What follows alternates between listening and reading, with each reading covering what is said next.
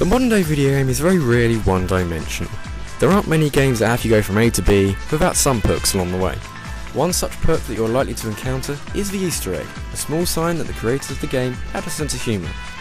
The Easter eggs usually come in the form of brief references to other games or franchises, or just clever little moments that make you laugh. There are tons of Easter eggs out there, and so if I miss one, then it probably means I haven't encountered it, or maybe I just don't like it, or I think there are better ones, or maybe I have an opinion, you know. But regardless, this is my top 10 video game Easter eggs. Enjoy.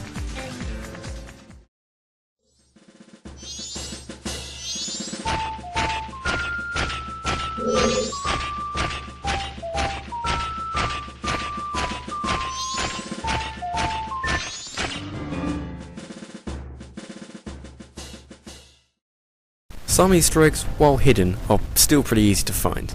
The Easter egg from Batman Arkham Asylum isn't one of these, and was actually hidden for quite a long time.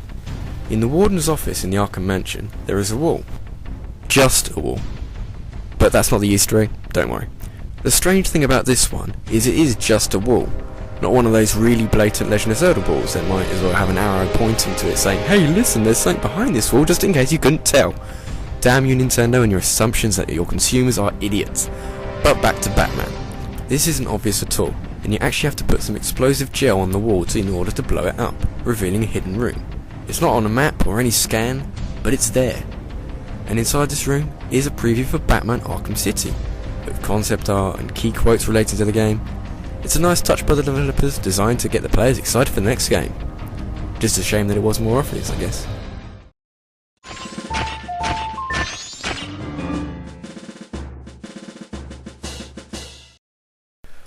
Punch-Out! The infamous game that pitted you up against 11 grueling boxers. Okay, fine, 10 grueling boxers, including this guy. Thankfully, when they remade the game for the Wii, Mike Tyson didn't have a contract with Nintendo, so he wasn't in the game. However, Nintendo did decide to put in someone else. Once you've worked your way through everyone from Glass Joe to Mr. Sandman, you have to take on the more difficult Title Defense, where you have to fight all of them again. And then finally, after you defeated Mr. Sandman for the second time, you unlock a new opponent. And what an opponent.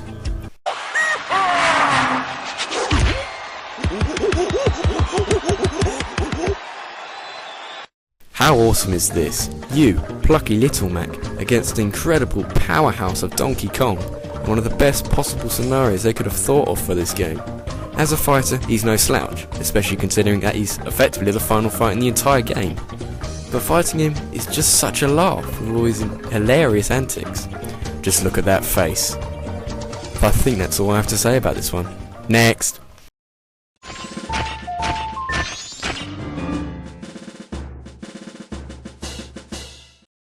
You know what? I like Final Fantasy VII. Yes, it is worshipped like something much better than what it actually is, but I do still like it. However, I still think it is vastly inferior to Final Fantasy VI, for reasons that shouldn't be too hard to work out. Oh! The only problem though, is that I haven't actually played Final Fantasy VI, so I can't put it on the list. However, I can get around this. Upon visiting the Ghost Hotel in Final Fantasy VII, going to the left leads you to a room full of all sorts of crap. But in the corner,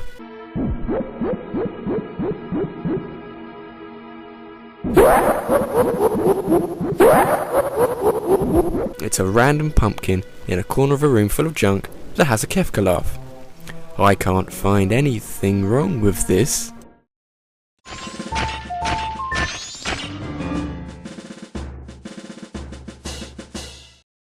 Portal 2 is a fun and creative game. If you haven't played it yet, you're missing out big time. In fact, if you haven't played it yet, stop watching the video, pause it, whatever, shut down your computer, go out and buy Portal 2.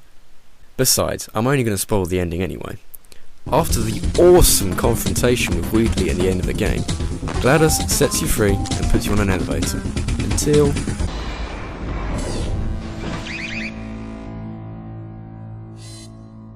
But things are not what they seem. The turrets actually sing you a full-blown opera song called Cara Mia, which is beautiful, even though it's sung by turrets. It's a very surreal occasion, as this is effectively the death of Portal as a series. So where's the Easter egg in this? Well, there isn't one, but there is one earlier in the game that relates to it. It's in Chapter 3 in Test Chamber 16, and once you destroy one of those pesky turrets with a laser, you can crouch and enter the area behind it. Here, you can see, and hear, 4 turrets singing in what is most likely a rehearsal for the ending.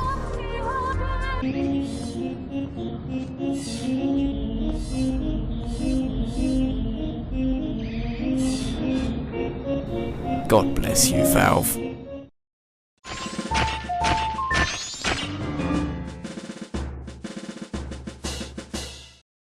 One of the reasons why I love Super Mario World is just because how vast it is. Yeah, you could get through the game pretty quickly if you're good at it, but there's at least 80 different levels and 96 different exits. Dotted around the world are levels that allow access to the Star World, a series of levels that are designed to challenge the player beyond what the standard levels can. Once the Star World is completed, you are then allowed access to the Special Zone, a series of levels that are even more difficult. This places a flurry of Easter eggs, whether it be the Super Famicom logo at the top, or the fact that all the levels are named after surfing lingo, but the best of them all occurs when you actually finish it. After Funky has been finished, you're taken back to Yoshi's house, right back at the start of the game, but this time the world's changed. The whole world takes on an autumnal theme, and a fair number of the enemies are given different skins, ranging from piranha plants that turn into pumpkin plants, or Koopas that now have Mario heads. Of course! It isn't much of an Easter egg, as it's more of an unlockable, but I think for the sheer amount of effort that the developers put into it, it deserves to be on this list.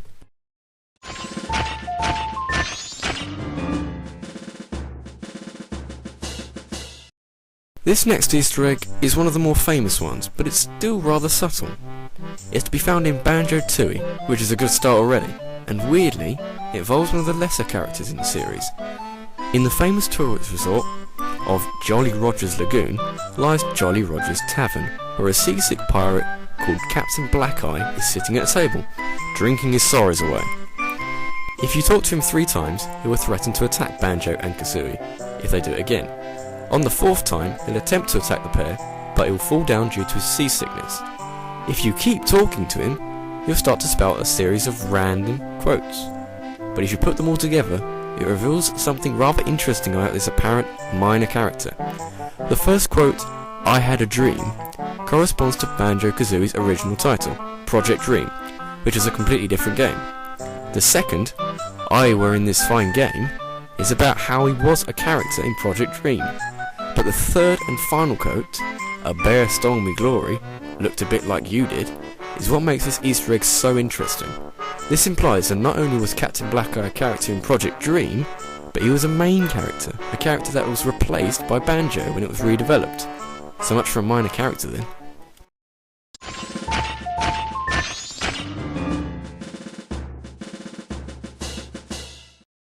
In a list solely dedicating to talking about Easter eggs, it's inevitable that there's going to be some sort of representation from the Metal Gear series.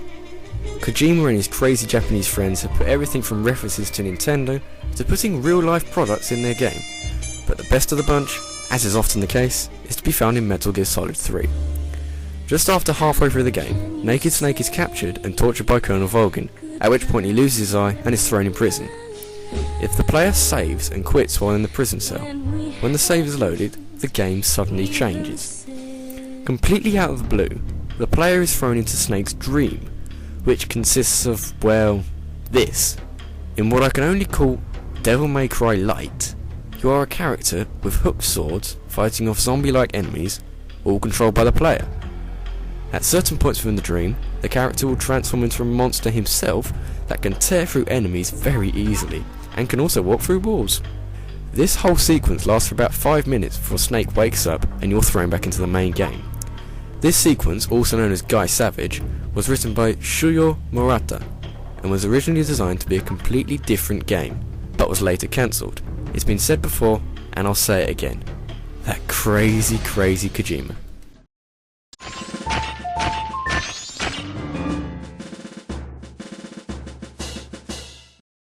I'm not the biggest fan of first-person shooters, mostly because of the fact that I'm truly awful at them. But regardless, I decided to pick up Crysis 2, just because it was recommended to me by a friend. It's an okay game, nothing special to be honest, but it does have some perks. the best by an absolute mile is in the Dead Man Walking mission. After you've come out of a lift, you continue down a hallway to the right until you come across a control panel. If you try and interact with it, you'll hear a noise and see a red light come on. If you then retrace your steps back to the lift, but jump over the rope instead, you'll find another lift is now activated. What follows is, well, see for yourself.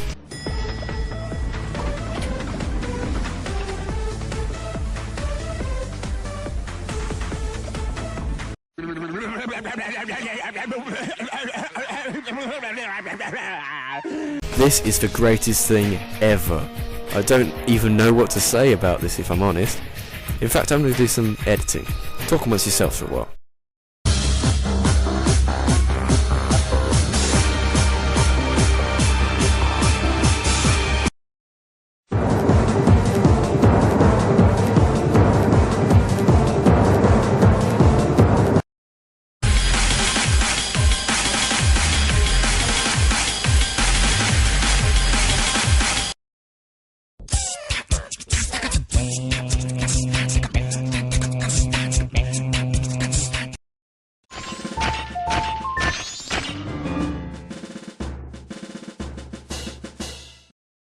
The Legend of Zelda series has so many Easter eggs, it's insane.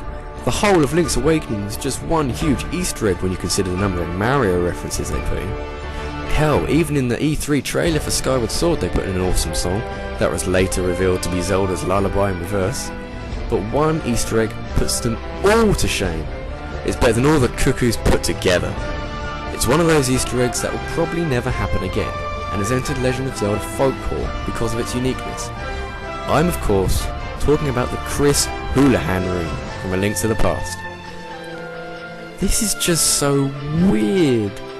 Chris Houlihan was some kid who won a competition held by the gaming magazine Nintendo Power. As a prize, he was given a cameo appearance in the upcoming A Link to the Past. I've never actually found this Easter egg myself, but the requirements to find this Easter egg are apparently a series of well-timed dashes with the Pegasus boots starting from the Sanctuary all the way to the secret entrance from the first time Link entered Hyrule Castle's dungeon. As I said, I've never found it, so I can't really help you there. But what's an Easter egg? And so, we've reached the conclusion of this list, the greatest video game Easter egg of all time. But before I reveal number one, I feel that a recap is necessary. You know, just in case you came in late or something. Number 10, Arkham City preview. Number 9, what's he doing here? Number 8, Kefka's laugh. Number 7, the singing turrets. Number 6, all of that for this? Really? Number 5, Captain Blackeye. Number 4, so much for a stealth game. Number 3, Number 2, the Chris Houlihan room.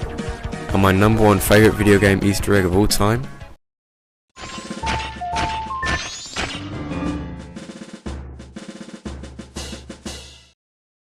I know what you're thinking.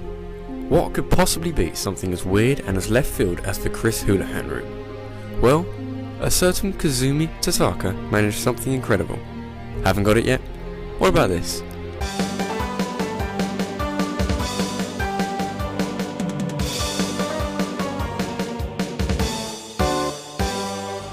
Still not got it? Fine. It's Totaka's song from, well, quite a lot of games. If you haven't heard of this yet, then let me elaborate. Kazumi Totaka is a Japanese composer who works for Nintendo and actually voices Yoshi in every game he's been in. And in the making of most of the games he's worked on, he managed to sneak in a short 19-note tune that plays if a certain criteria is met in the game. These range from clicking the O on the Mario Paint title screen, to waiting in Richard's Villa from Link's Awakening for 2 minutes and 30 seconds, to waiting at the trial mode selection screen from Yoshi's Story for 2 minutes and 10 seconds, to being in every Animal Crossing game. The Animal Crossing one in particular is very interesting. Kazumi Totaka is also known as Tota KK, or KK Slider, the dog guitarist who appears every Saturday night, and if you ask him to play KK's song, he plays, you guessed it, and this works in every version of the game. The short of it is that Totaka's song can be found in as many as 16 different games, each found in their own, relatively unique way. And the best thing about this Easter egg is that there are some games that Totaka has worked on that no one has found it in yet, like Wii Sports or Super Smash Bros. Brawl. This has been RABBIDLUGI, and if you haven't heard of Totaka's song before, then you've been missing out on an Easter egg that spanned 15 years. See you all next time.